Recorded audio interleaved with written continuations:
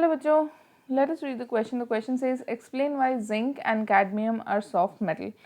इस क्वेश्चन को सॉल्व करने के लिए जो की कॉन्सेप्ट हम यूज़ करेंगे, की कॉन्सेप्ट वो है फिजिकल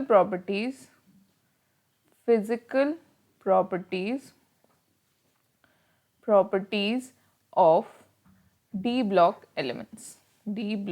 एलिमेंट्स। हमें ये पता है कि बोथ जिंक एंड कैडमियम जो है वो डी ब्लॉक एलिमेंट्स है, बट वो ट्रांजिशन मेटल्स नहीं है। यूजुअली ये देखा जाता है कि ट्रांजिशन मेटल्स जो होते हैं वो थोड़े से हार्ड मेटल्स होते हैं, जैसे आयरन हो गया या मैंगनीज हो गए, ये हार्ड मेटल्स होते हैं। लेकिन कैडमियम और जिंक जो है वो थोड़े से सॉफ्ट मेटल होते हैं, और जिंक कैडमियम के ग्रुप में ही आ जाता है Hg मर्क्यूरी, जैसा कि हमें पता है रूम टेम्परेचर में लिक्विड होता है। पर ये होता क्यों है, इसके लिए हमें जाना पड़ेगा outer electronic configuration of both zinc and cadmium. Zinc का जो आउटर इलेक्ट्रॉनिक कॉन्फ़िगरेशन होता है वो होता है 4s2 3d10, जबकि कैडमियम का आउटर इलेक्ट्रॉनिक कॉन्फ़िगरेशन जो है वो होता है 5s2 4d10। तो जैसा कि हम देख सकते हैं कि यहाँ दोनों में ही no unpaired electron is present.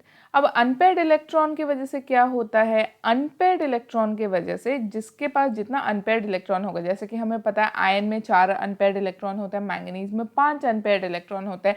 जितना ज़्यादा अनपेयर्ड इलेक्ट्रॉन होगा उतना ज़्यादा मेटालिक बॉन्ड्स बनेंगे और उतना ज़्यादा बॉइलिंग पॉइंट जो है हाई जाएगा और उतना ज़्यादा मेटल जो है वो हार्ड होगा। लेकिन क्योंकि यहाँ अनपेयर्ड इलेक्ट्रॉन नहीं है, इसके वजह से क्या होता है, लेस मेटालिक बॉन्ड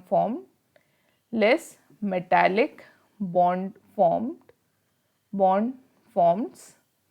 क्योंकि लेस मेटालिक बॉन्ड फॉर्म होता है इसलिए लो बॉइलिंग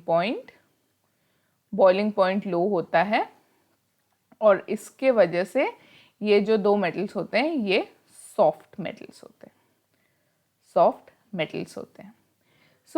क्योंकि कोई अनपेयर्ड इलेक्ट्रॉन नहीं है इसलिए मेटालिक बॉन्ड्स जो है वो बहुत कम फॉर्म होते हैं, जिसकी वजह से लो बॉइलिंग पॉइंट होता है, एंड एट लास्ट इसी के वजह से ये सॉफ्ट मेटल्स होते हैं। Hope you understood well. Best of luck.